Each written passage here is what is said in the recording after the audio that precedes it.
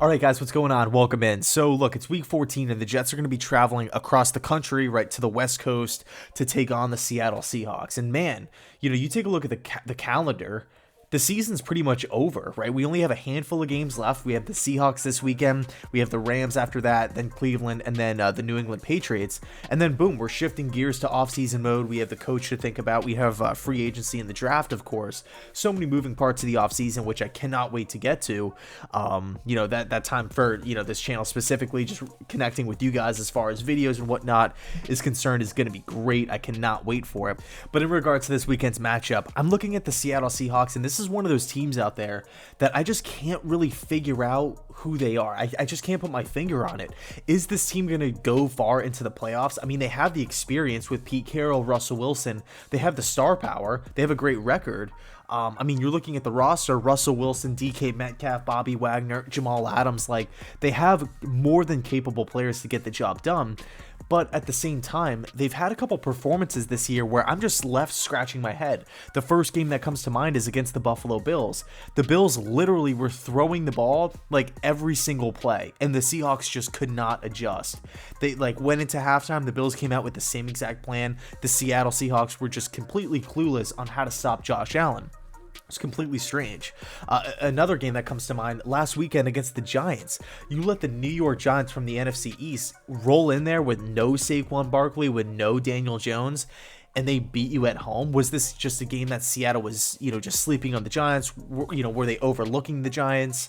I just don't know. Did they get outcoached? Did they get outplayed? I mean, I haven't really watched every single snap of the Seattle Seahawks this season, so it's tough for me to really dissect and really dive in and figure out what the core issues are with this team. But at the end of the day, it's still a really, really good NFL team. They're a formidable bunch, to say the least.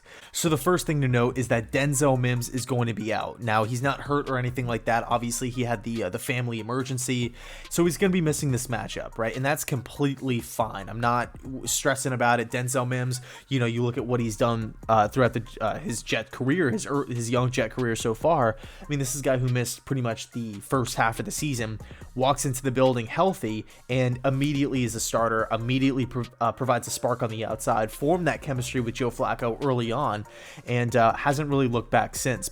So I feel like I can really speak for the entirety of Jets Nation when I say I hope Denzel's okay, I hope his family's okay, and that whatever the situation may be, hopefully it's resolved and everybody's all good moving forward. So one area that I'm really, really looking forward to watching is the left side of the offensive line, right? Mekhi Becton at left tackle, Pat Elflein at left guard. Looking back at last week, the Raiders game, that side of the offensive line got such a great push, right? They were outstanding in run protection. The pass protection could have definitely use some work, but we have to take it, take what we can as Jets fans here and say to ourselves, you know what, let's look at the positives. In the run game, Becton and Elflein were fantastic, okay? And I mean, you look at the running backs' performances, Ty Johnson and whatnot, these guys are popping off. Josh Adams, career day. I mean, the running backs benefited from that push greatly. So that's an area that I'm just totally looking forward to, right? Can this left side of the O-line build off of their performance from last week against the Raiders, against, a different front, a different team with, it's a new team with a bunch of different challenges across the country, right? So the Jets will definitely have their work cut out for us, but hey, let's see if we can protect Sam Darnold a little bit better. Let's see if we can continue to open up these running lanes for the running backs, whoever it may be, whether it's a Ty Johnson, whether it's a Josh Adams. We'll see. And I, believe it or not, I actually do think that the Jets offense can have success against the Seahawks defense. This is a defense that's been exposed. I know that's crazy to say because Seahawks, the first thing you think of is defense, at least for me, right? The Cam Chancellors, the Richard Shermans, the Legion of Boom back in the day. But I mean, man, this Seahawks defense, the production from a statistical standpoint is just not there. So, if Darnold, I'm expecting Darnold to go out there, complete a lot of passes, and hopefully we can move the chains and, pick up, some consistent first downs here, get in a field goal range and kind of get this thing competitive early on, as opposed to, being down in like a 14-0 hole early. And then, of course, the elephant in the room that we all have to address is Jamal Adams, right?